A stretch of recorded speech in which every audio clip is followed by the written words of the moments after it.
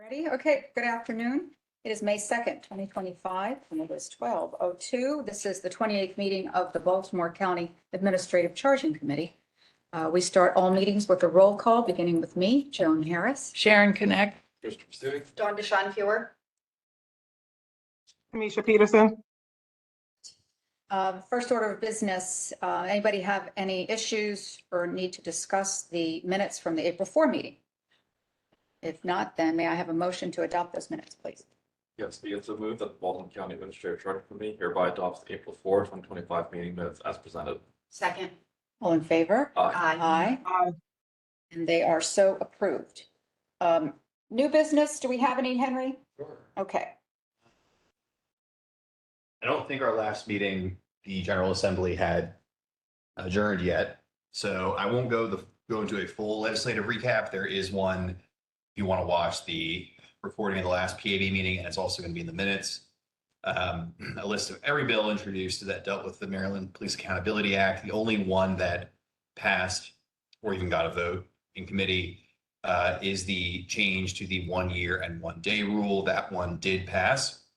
So long story short, for the ACC's purposes, what that means is that any case where the officer is under criminal investigation, the year and a day deadline does not begin until after whatever criminal proceedings are initiated end. And that can include the state's attorney's office declining to press charges or a trial occurring.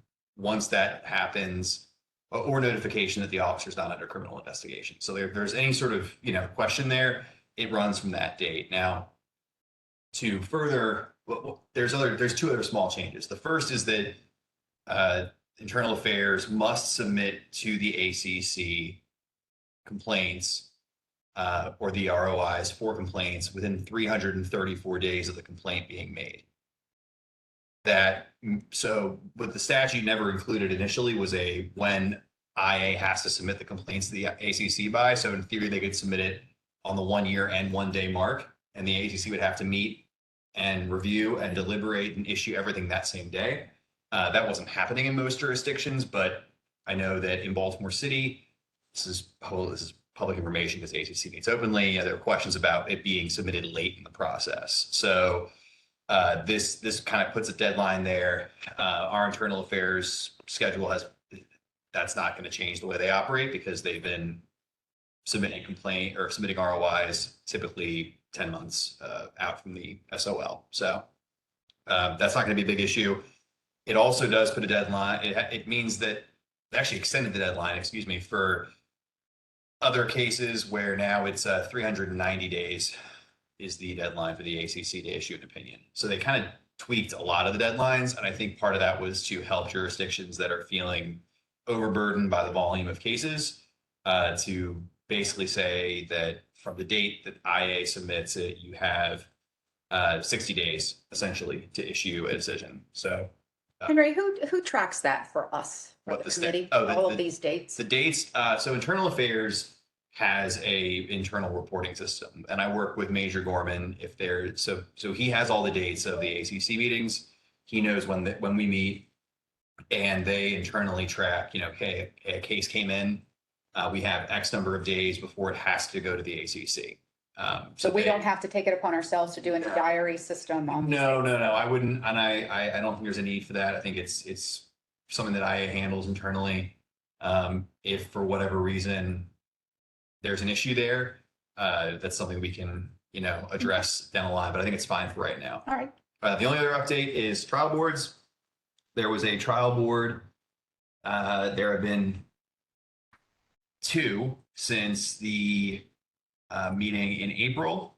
The first was a departmental accident vehicular collision case where an officer, it was just a motor vehicle accident, no bodily harm.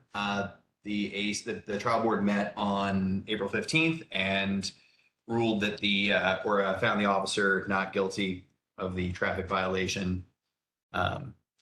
There's a trial board on April 30th.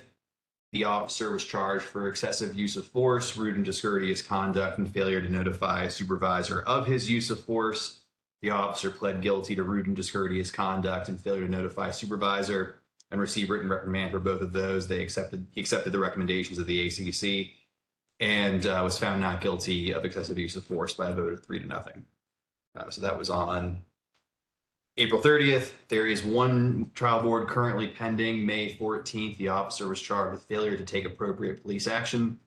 That'll be held in the public safety building at 9 o'clock on the 14th. There is a viewing area in the main lobby where you can watch them if you have Okay, any such interest, and I'll report on the outcomes of that at the next PAB meeting or ACC meeting. Excuse me. all right. Anything else? That's it. All right. Anything from PAB news? Other than reviewing the last meeting?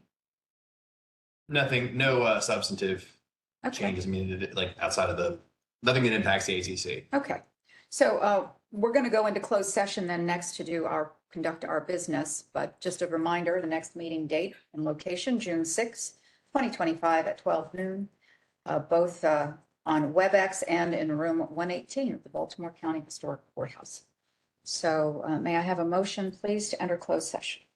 Yes, be it so moved that the Baltimore County Administrative Charge Committee hereby meets a session to review investigatory files in compliance with section 3-3-2806 of the Baltimore County Code and COMAR 12.04.09.05 D1. Second. All in favor? Aye. I'm hearing closed session. 10. All right. And we are back at 3:35 PM, back in open session. And unless anybody else has anything else, just a reminder, next meeting, June 6, 2025 at 12 noon. May I have a motion to adjourn?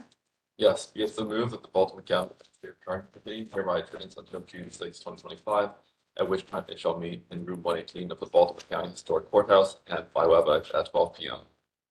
Second. All in favor? Aye. Aye. And we are adjourned. Thank you very much. Thank you. The last two agreements we had.